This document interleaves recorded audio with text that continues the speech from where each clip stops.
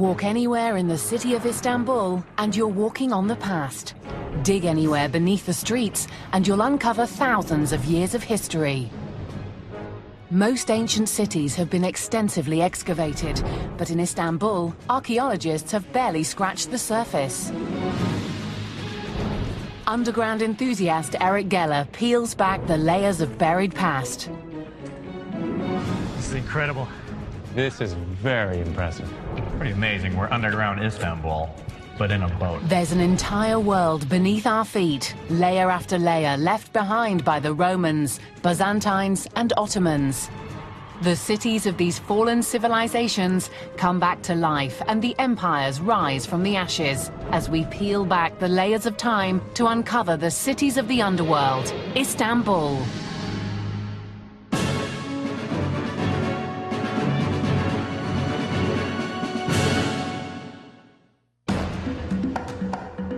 It's been called Byzantium, New Rome, Constantinople. This peninsula sits with the Marmara Sea on one side and the Bosphorus Strait on the other. It's the only city in the world that straddles two continents.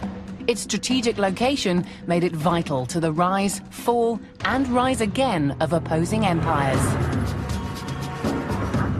I'm Eric Geller. I'm in Istanbul, Turkey, and for centuries, this was the most powerful city in the world.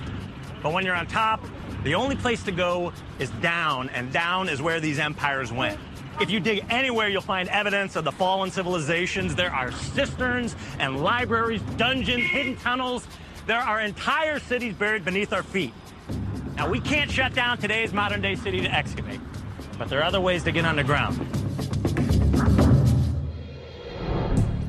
Istanbul is part of the Democratic Republic of modern Turkey. The city's 11 million inhabitants form a melting pot of cultures fallen empires have left behind.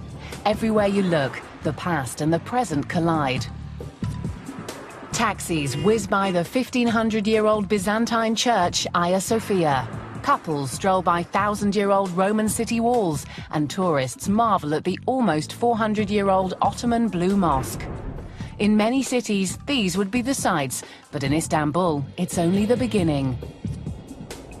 We'll peel back the layers of time, modern houses, busy streets and bazaars, to find a hidden history like no other.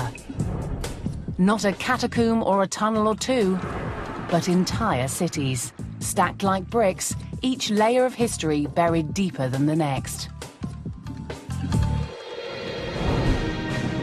The city began in the 7th century BC as a small Greek fishing village called Byzantium. 200 years later, the village became a part of the Roman Empire in 330 AD. It was renamed Constantinople when Emperor Constantine moved his capital east and the Eastern Roman Empire, later known as the Byzantine Empire, was born. For more than 1,000 years, the Byzantines flourished here. Then in 1453, Constantinople was conquered by the Ottomans and became Istanbul. Almost 500 years later, the modern Turkish Republic was born. For 27 consecutive centuries, the Greeks, the Romans and the Turks built palaces, stadiums, bathhouses and roads, each trying to outdo the one before. When the city was destroyed, the next generation simply rebuilt on the ruins of the past, adding their own layer, in some cases raising the ground level by more than 12 meters. An Ottoman mosque literally sits on top of a lost Roman palace. Blocks of flats manage not to cave into the ancient Roman cistern below. Understanding why begins almost 1,700 years ago, when Istanbul was the new capital of the Roman Empire. For centuries, this city's prime location made it the most desirable spot in the world. The Romans knew this, and they acted quickly to defend their new capital. They built impenetrable city walls, they chained off their harbors, and perhaps most ingeniously, they found a way to protect their greatest resource, drinking water. And it all started right here. The aqueduct was one of the Roman Empire's greatest engineering feats.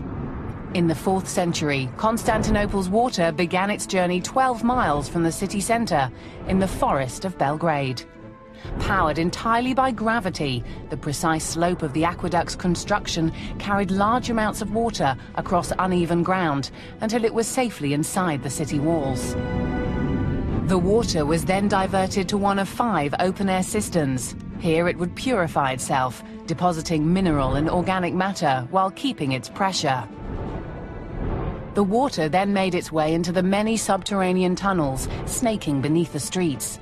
Its final destination was one of the thousands of underground cisterns, where it was stored until someone decided to pump water from the fountain above.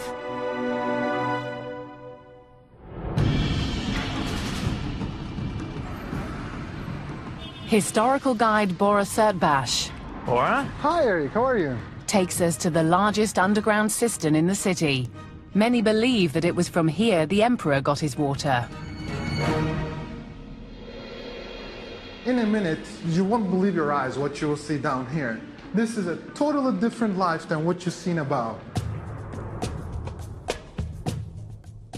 It's called the Basilica Cistern, but the Turks call it Yerebatan Saraye, or Sunken Palace. This is amazing. Look at the size of this place. This is a huge place. You would have no idea coming in off of the square. Yeah. I mean, there's restaurants right there. About here. There's a park right here. Police station, everything. This is massive. And we are going to see about over 100,000 square feet of an area here. This is the biggest underground cistern ever built by the Romans in this city. Emperor Justinian was responsible for building this cistern in the 6th century.